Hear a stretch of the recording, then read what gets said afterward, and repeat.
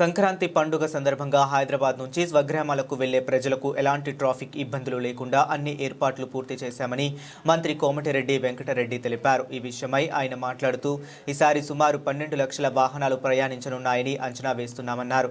Toll గేట్ల వద్ద traffic jam ఏర్పడితే టోల్ గేట్లు తక్షణమే ఓపెన్ చేయాలని ఆదేశాలు ఇచ్చినట్లు మంత్రి వెల్లడించారు. ప్రతి 20 కిలోమీటర్లకు అంబులెన్సులు, ఆగిన వాహనాల తరలింపునకు క్రేన్లు, భద్రత కోసం పోలీస్ బందోబస్తు ఏర్పాటు చేశామన్నారు. తెలంగాణ సరిహద్దు వరకు ప్రమాణం సాఫీగా సాగేలా ప్రభుత్వం పూర్తి బాధ్యతతో చర్యలు చేపట్టిందని స్పష్టం చేశారు. హైదరాబాద్ విజయవాడతో పాటు హైదరాబాద్ కర్నూలు, హైదరాబాద్ వరంగల్, హైదరాబాద్ ఆదిలాబాద్ మార్గాల్లో టోల్ గేట్ మీద భారీ రద్దీ ఏర్పడే పరిస్థితులు ఉంటే టోల్ లేకుండానే ప్రయాణాలు అనుమతించాలని ఆదేశించాము.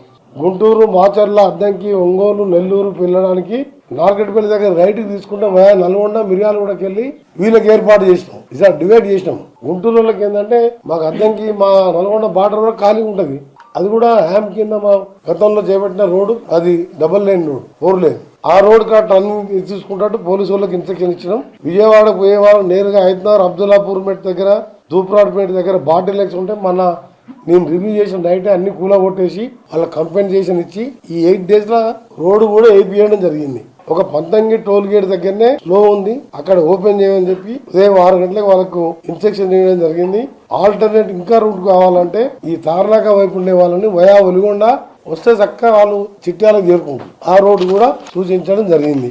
ఈ విధంగా ఏర్పాట్లు చేస్తూ, ఎందుకంటే ప్రయాణాలు ఆలస్యం కాకుండా, ప్రమాదాలు లేకుండా, చిన్నపిల్లలు, వయసు పెద్దవాళ్ళు, ఎక్కడైనా యాక్సిడెంట్ అయితే ఎదురుగా వచ్చే అంబులెన్స్లు కానీ అక్కడికి వెళ్ళి ఇక్కడ అంబులెన్స్ వస్తుంటాయి హైదరాబాద్, వాటికి అన్ని జాగ్రత్తలు తీసుకుంటూ వచ్చే వాడికి తక్కువ ఏరియా ఇచ్చి పోయే టైంకి 6 లేన్ వదిలిపెట్టాం.